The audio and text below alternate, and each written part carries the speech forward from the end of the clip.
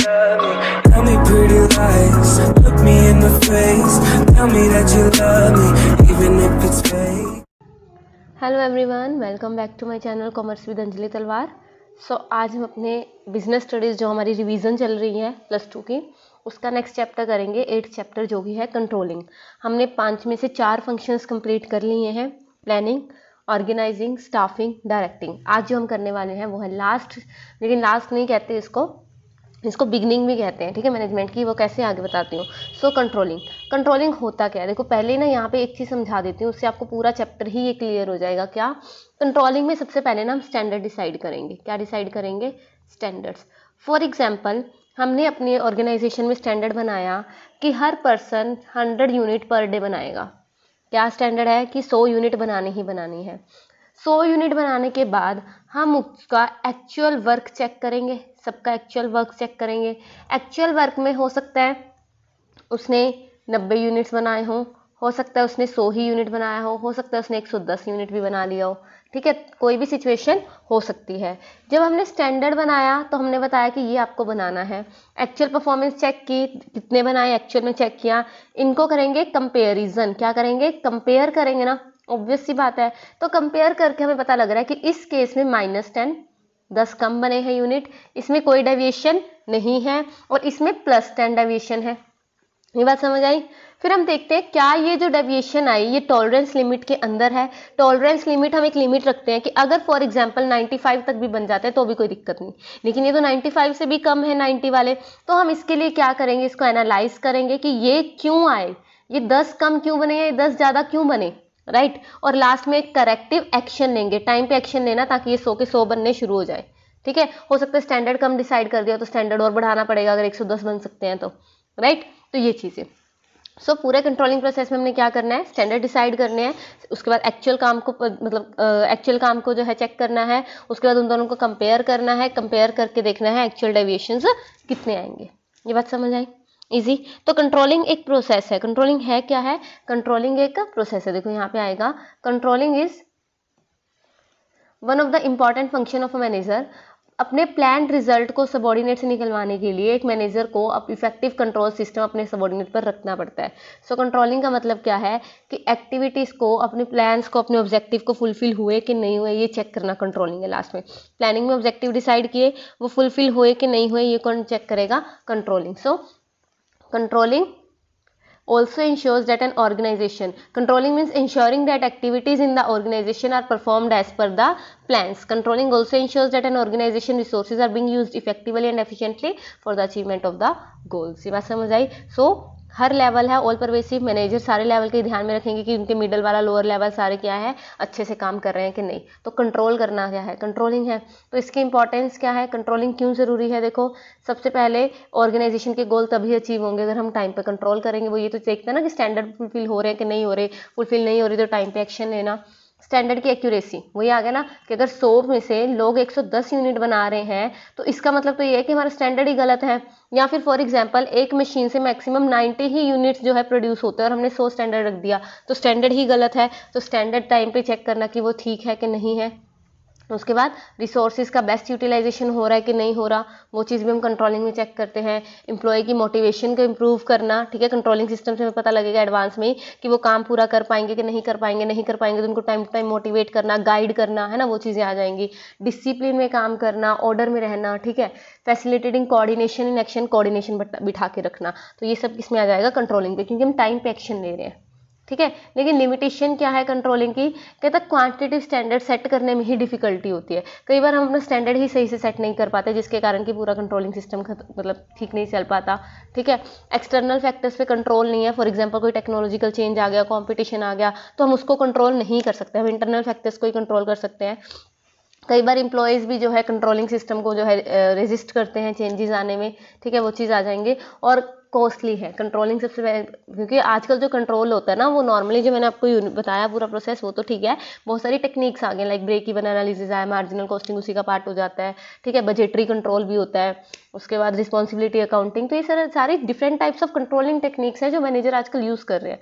तो एक सिस्टम है जो बहुत महंगा भी है, ठीक है। फिर आता है एक इंपॉर्टेंट क्वेश्चन क्या है, प्लानिंग और कंट्रोलिंग का क्या रिलेशन है, प्लानिंग और कंट्रोलिंग का क्या रिलेशन है। अब तुम कहोगे प्लानिंग फर्स्ट स्टेप है, कंट्रोलिंग लास्ट स्टेप है, लेकिन एक बात याद रखना, अगर क्वेश्चन आ जाए सबसे ज्यादा नजदीक, मतलब ट्विन्स हम कह सकते हैं, ठीक है, तो कौन है पूरे प्लानिंग में, कौन से ज्यादा एक दूसरे के पास है, कौन से दो फंक्शन, प्लानिंग एंड कंट्रोलिंग, क्योंकि प्लानिंग में तो ऑब्जेक्टिव डिसाइड करेंगे, कंट्रोलिंग में उसको चेक करेंगे, अगर ये पूरा नहीं हो रहा तो दोबारा से ऑब्जेक्टिव पे आ जाएंगे, राइट। तो इसीलिए प्लानिंग और कंट्रोलिंग का रिलेशनशिप बहुत इंपॉर्टेंट है। इसमें 2 पॉइंट्स आते हैं, एक सेकेंड यहाँ पे कहाँ है,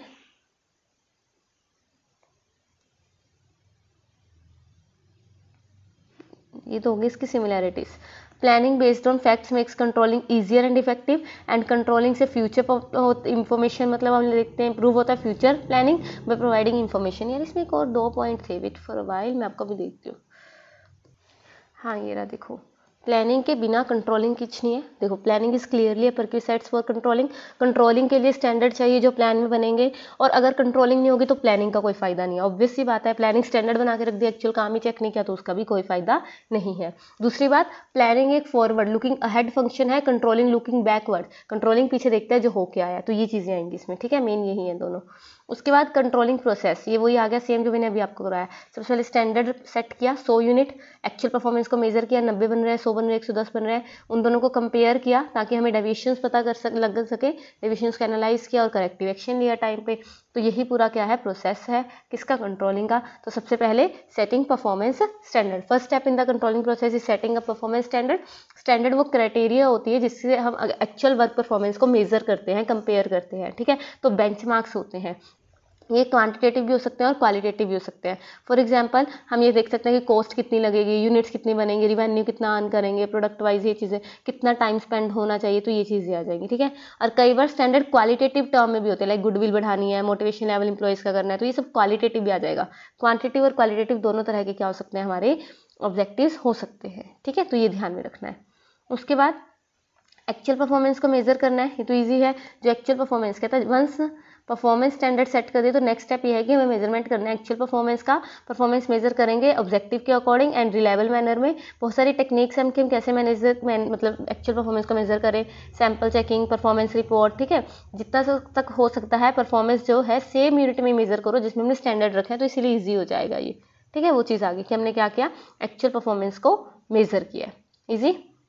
उसके बाद हमने क्या किया, कंपेयर किया एक्चुअल परफॉर्मेंस विद स्टैंडर्ड, वही आ गया 100 यूनिट स्टैंडर्ड थे, 90 यूनिट बनाए, इन दोनों को कंपेयर किया, कंपेयर करके क्या निकली, डेविएशंस की -10 यूनिट बन रहे हैं, 10 यूनिट कम बन रहे हैं डेविएशंस, ठीक है।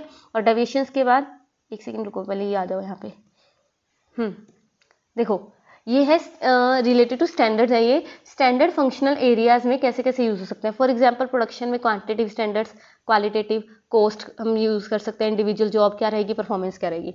मार्केटिंग में जो स्टैंडर्ड डिसाइड कर सकते हैं अकॉर्डिंग टू सेल्स वॉल्यूम की सेल्स बढ़ानी है, राइट। सेल के एक्सपेंस कम करने हैं, एडवर्टाइजमेंट एक्सपेंडिचर कितना होना चाहिए, इंडिविजुअल का खर्चा और सेल्स पर्सन की परफॉर्मेंस, ठीक है। ह्यूमन रिसोर्स मैनेजमेंट में लेबर रिलेशंस कैसे रहेंगे, लेबर टर्नओवर कैसा रहेगा, लेबर एब्सेंटिज्म कम करना है, तो ये स्टैंडर्ड हम रख सकते हैं कि लेबर टर्नओवर को हमें 10% से कम करना है, लेबर एब्सेंटिज्म को कम करना है, ये स्टैंडर्ड है हमारा। फाइनेंस और अकाउंटिंग में कैपिटल एक्सपेंडिचर का बजट हो गया, इन्वेंट्रीज के कैसे रखना है, फ्लो ऑफ कैपिटल कितना रहेगा और लिक्विडिटी कितनी मेंटेन करनी है, ठीक है। ये डिफरेंट डिपार्टमेंट्स के अकॉर्डिंग हम डिफरेंट स्टैंडर्ड को डिसाइड कर सकते हैं, ठीक है। अब यहाँ जब हम डेविएशन का एनालाइज करते हैं ना 4th स्टेप में कि 90 यूनिट बने और 10 यूनिट कम है, उस टाइम पे डिफरेंट टाइप्स ऑफ हमारे पास क्या होते हैं, बजटरी कंट्रोल सिस्टम होते हैं। 2 तरह के सिस्टम हमें पढ़ने हैं यहाँ पे, ठीक है। वो है पहला critical point control. Critical point control का मतलब क्या है कि हर एक्टिविटी पे ध्यान रखने की जरूरत नहीं है, कंट्रोल सिर्फ उन्हीं चीज़ों पे होने चाहिए जहाँ पे की रिजल्ट एरिया, याद रखना जहाँ पे वर्ड आ जाए की रिजल्ट एरिया, वहाँ पे कौन सा यूज होगा, क्रिटिकल पॉइंट कंट्रोल, ठीक है। जो की रिजल्ट एरिया, जो मेन चीज़ें हैं मैनेजमेंट उस पर ध्यान रखे। कोई भी गलत, अगर कुछ गलत जाता है क्रिटिकल पॉइंट्स पे तो सारे ऑर्गेनाइजेशन को सफ़र करना पड़ेगा, ठीक है। तो ये चीज़ों पे जो है मैनेजमेंट ध्यान दे। फिर होता है एक मैनेजमेंट बाय एक्सेप्शन। एक्सेप्शन का मतलब क्या है कि अगर मैनेजमेंट सब कुछ जो है खुद डिसाइड करना चाहेगी, कंट्रोल करना चाहेगी, तो वो कुछ भी डिसाइड खुद नहीं कर पाएगी, कंट्रोल नथिंग वाला आ जाता है। देखो कहता if management, principle of management of control based on the belief that an attempt to control everything result in controlling nothing। तो मैंने आपको एक टॉलरेंस लिमिट बताई थी कि अगर 95 तक बन रहे हैं तो भी यूनिट तो भी कोई दिक्कत नहीं है, लेकिन जब वो 90 गए ना उस टाइम पे हम जाके मैनेजर को कहेंगे कि सर ये गलत हो रहा है, इसको सेट करना पड़ेगा। जब टॉलरेंस लिमिट से चीज़ बाहर जा रही है तब हम मैनेजमेंट को उसमें इन्वॉल्व करेंगे, अदरवाइज मैनेजमेंट कोई छोटी छोटी चीज़ों में इन्वॉल्व करेंगे तो मेन काम तो हो ही नहीं पाएगा। और लास्ट में जब हमें डेविएशंस पता लगी गई हैं तो हम टाइम पे क्या लेंगे, करेक्टिव एक्शन। ठीक है, इजी। ये चैप्टर डन हो गया आपका, ये तो सबसे छोटा चैप्टर था। ठीक है, तो स्टार्ट करते हैं with NCERT questions. Meaning of controlling अभी किया है। Principal data manager should consider why dealing with deviations effectively. कोई दो सिचुएशन बताओ कंट्रोल सिस्टम अपनी इफेक्टिवनेस, वो याद आएगा मैनेजमेंट बाय एक्सेप्शन और क्रिटिकल पॉइंट कंट्रोल वाला भी किया और उसमें जो एग्जाम्पल था। ठीक है, कोई ऐसी एक सिचुएशन जिसमें ऑर्गेनाइजेशन का कंट्रोल सिस्टम अपनी इफेक्टिवनेस खो देता है। ऑर्गेनाइजेशन का कंट्रोल सिस्टम जब चेंजेस आ जाते हैं इन्वायरमेंट के अंदर और वो हमारे हाथ में नहीं होते, लाइक टेक्नोलॉजी वगैरह, है ना, वो चीज़ हमने पढ़ी। दो स्टैंडर्ड्स बताओ जो फाइनेंस एंड अकाउंटिंग, वो भी ऊपर मैंने आपको डिपार्टमेंट वाइज करवाया था, है ना, वो वाला। फाइनेंस एंड अकाउंटिंग में क्या था, इन्वेंट्री से रिलेटेड भी था शायद, है ना। देखो फाइनेंस एंड अकाउंटिंग वाला ये जो लास्ट फोर्थ था मुझे याद है, ये बॉक्स आ गया था ये रहा। तो इसमें कोई भी दो आप लिख सकते हो, capital expenditure, inventory, flow of capital और लिक्विडिटी। इससे रिलेटेड हम स्टैंडर्ड को मतलब डिसाइड कर सकते हैं। ठीक है, उसके बाद नेक्स्ट क्वेश्चन क्या है, ये हो गया two standards. Which term is use to indicate the difference between standard performance and actual performance. Deviations, कौन सी टर्म यूज करते हैं, अगर कम हुए तो डेविएशंस। फिर planning is looking ahead, controlling is looking back. मैंने अभी आपको बताया कि प्लानिंग में हम फ्यूचर की बात करते हैं, इंटेलेक्चुअल एक्टिविटी है। कंट्रोलिंग में एक्चुअल वर्क परफॉर्मेंस को चेक करते हैं, इसलिए वो पीछे की तरफ देखता है।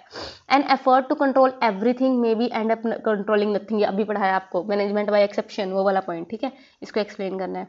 Explain how management audit serves as an effective technique of controlling. अच्छा, ऑडिट होता क्या है, ऑडिट होता है अपने अकाउंट्स को टाइम टू टाइम चेक करना है। एक होते हैं इंटरनल, एक होते हैं एक्सटर्नल। एक्सटर्नल जब बाहर से सीए बुला के या बाहर के सीए से हम अपने अकाउंट्स को चेक करवाते हैं, ये कंपलसरी होता है कुछ पब्लिक कंपनीज के लिए। ठीक है, पब्लिक नहीं प्राइवेट, मतलब कुछ कंपनीज के लिए। ठीक है, लेकिन इंटरनल ऑडिट भी हम टाइम टू टाइम करवाते हैं, ये चेक करने के लिए कि हमारे अकाउंट्स अच्छे से बन रहे हैं कि नहीं बन रहे। तो ये क्या है, एक तरह का कंट्रोलिंग टेक्निक।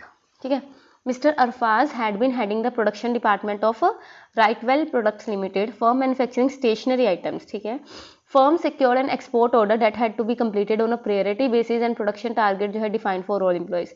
एक वर्कर है मिस्टर भानु प्रसाद, वो डेली जो है 10 यूनिट कम बना रहा है 2 दिन से लगातार। तो मिस्टर अरफाज जो है वसुंधरा के पास गए, सीईओ ऑफ द कंपनी की कंप्लेन करने की भाई ये सही से काम नहीं कर रहा।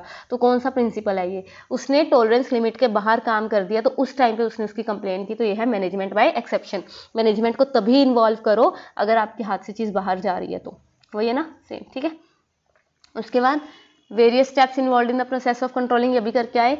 टेक्निक्स ऑफ मैनेजरियल कंट्रोल 2 हम पढ़ के ही आए हैं। Importance of controlling in the organization और प्रॉब्लम्स क्या फेस, लिमिटेशंस और वो है। Relationship between planning and controlling करके आए हैं। Company M limited manufacturing mobile phones both for domestic Indian market as well as for export. ठीक है, it had enjoyed a substantial market share and also had a loyal customer following, but lately it has been experiencing problems because its targets have not been met and to sales and customer satisfaction. So mobile market in India has grown tremendously and new players, मतलब competition भी आ गया जिससे problem हो रही है company को. So planning to revamp controlling system and take other steps necessary. तो यहाँ पे हमें बताना है गुड कंट्रोलिंग सिस्टम के बेनिफिट क्या होंगे, मतलब इंपॉर्टेंस ऑफ कंट्रोलिंग बतानी है.